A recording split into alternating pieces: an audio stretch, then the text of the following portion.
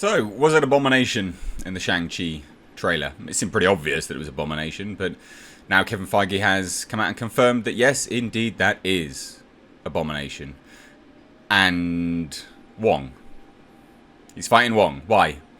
So strange. This was actually an interview, and I hate to give them any sort of credit here, but hey, there's an interview with Rotten Tomatoes where Kevin Feige dropped some interesting reveals about Abomination, about Shang-Chi, and I guess just generally some snippets of info that some people would find interesting. So I thought I'd do this video on it. Now, namely, the Abomination here, is it actually the Abomination that we had seen before? Well, Kevin Feige seems to imply that it is, even though it, well, though it doesn't look like it anymore.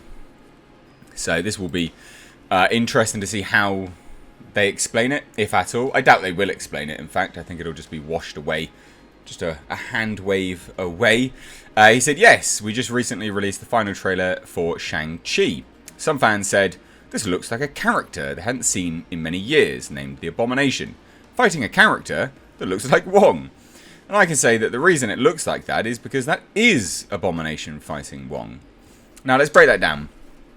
Some fans said, it looks like a character they hadn't seen in many years named the Abomination. It is the Abomination. The reason why it looks like that is because it is the Abomination. So, this does seem to be the Abomination that we had seen before. Was it Eli Roth?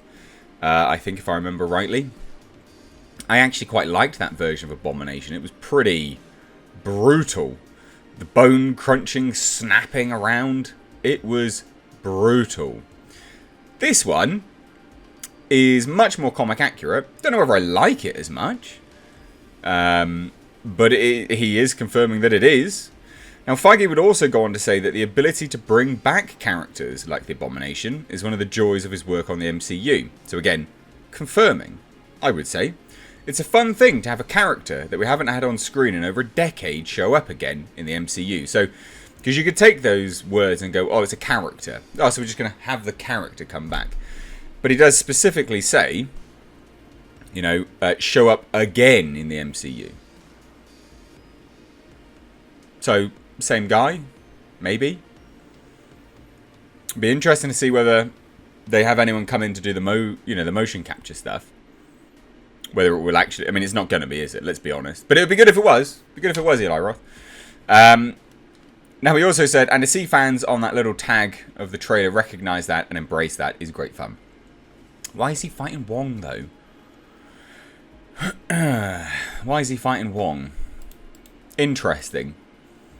Interesting. I was not interested in this trailer or this movie at all before this trailer. Right? This movie, I couldn't care less about. Wasn't that interested. But then they throw something like this in, and I'm like, oh, you, sir. You have my attention now. Now, he also went on to say, that's what's fun about the MCU at this stage. We can do something like Shang-Chi, introducing a brand new hero into the MCU and into the world at large, but that subtitle, The Legend of the Ten Rings, actually connects it back to the very beginning of the MCU. The Ten Rings being the organisation that kidnapped Tony Stark at the very beginning of Iron Man 1. And that organisation was inspired by a character called the Mandarin in the comics.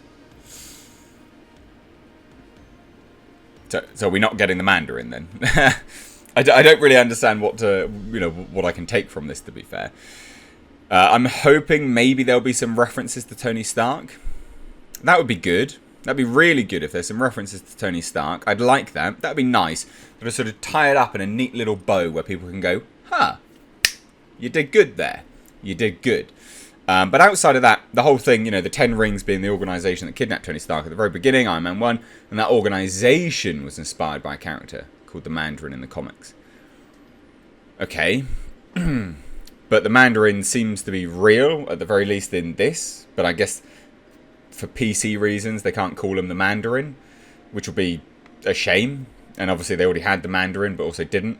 So I think they sort of probably wrote themselves into a corner with this, which is a shame, to be fair. So it does seem to indicate that we won't be getting the Mandarin again, and that that's sort of done now. Died a death with Sir Ben Kingsley. Now, he does say this, and going back to Iron Man 1, we've been talking about that when we do bring this character to the screen. We only wanted to do it when we felt we could do it supreme justice, so the Mandarin, and really showcase the complexity of this character, which frankly, we couldn't do in an Iron Man movie, because an Iron Man movie is about Iron Man. An Iron Man movie is about Tony Stark. So Iron Man 3 director Shane Black, in his film and his script that he co-wrote, came up with this fun twist that we love to this day, and it turned out to be Trevor Slattery. Just because that version wasn't real didn't mean there's not a leader of the Ten Rings organization, and that is who we meet for the first time in Shang-Chi. So many people hate that twist. Shouldn't be proud of it, dude. Come on now. I know that you guys, you're on your PR talk and you love it. To this day, Trevor Slattery, the washed-up actor. It's a shame that they... Isn't it strange, like, how creative that they can be? Because they can be creative. And yet they sit here and they go, we've been talking about what, you know... We've been talking about that when we do bring this character to the screen. We only wanted to do it when we feel we could do it supreme justice. So you couldn't do that in an Iron Man film. So does that mean that all of the Iron Man villains to this day, you didn't do any justice because the Iron Man movies are about Iron Man? I don't know what to take from this interview. I mean, it's all PR spin to push Shang-Chi. And in fairness, some of it looks like it'll be really, really good. Some of it looks like it'll be crap. They've removed Fin Fang Foom. He's gone and is replaced with the Great Protector, a water dragon, which we saw in the brand new trailer. Whatever, again, who cares? I assume they will be removing the term Mandarin now as well because of sort of PC culture and what is deemed politically correct these days. You can't apparently call someone the Mandarin anymore. I don't get it. I don't really understand why, but whatever. So I wonder how good this will be with them twisting it and bending it. The 10 rings are not actually rings anymore. Because again, they wasted it on this Trevor Slattery character. But I tell you what, ladies and gents, one bloody good thing. Abomination's in it. And I can't wait to see that. So let me know what you think down below in the comments section. If you're new here, do hit subscribe.